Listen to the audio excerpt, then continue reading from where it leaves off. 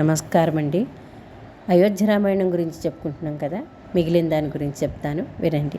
సుమతి సంతానం బలాఢ్యులై అమిత పరాక్రమవంతులయ్యారు.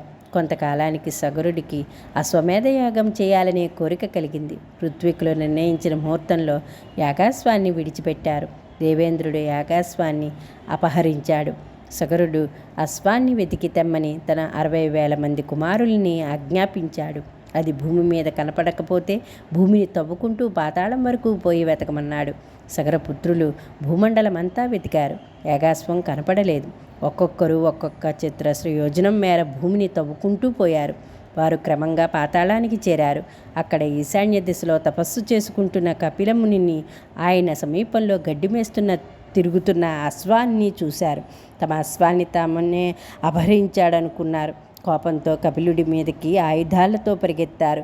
ఆ మహాత్ముడు కోపంతో హుంకారం చేయగా 60,000 మంది భస్మమైపోయారు. ఎంతకాలానికి కుమారులు రాకపోవడంతో సగరుడు మహారథి అయిన అంశుమంతుణ్ణి పిలిచాడు. పినతండ్రులని యాగాశ్వాన్ని వెతకమని ఆదేశించాడు.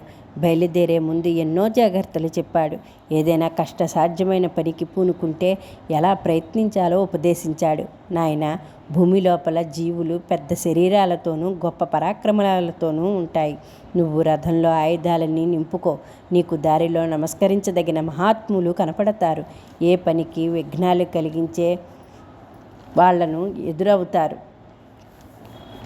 అభివాజ్యాభివాజ్యస్త్యాం, నమస్కరించవలసిన వారికి నమస్కరించు.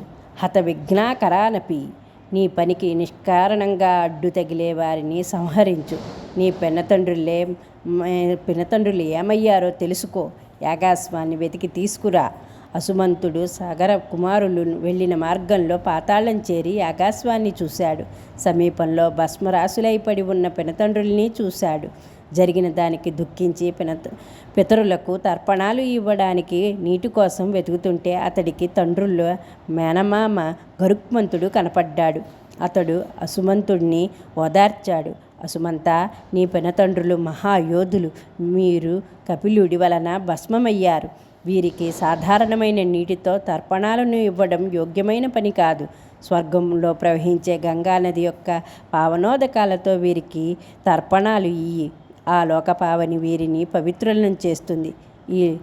ఈలోగా యాగాశ్వాన్ని మీ తాతగారికి ఇచ్చి యజ్ఞం పూర్తి చేయించు అన్నాడు.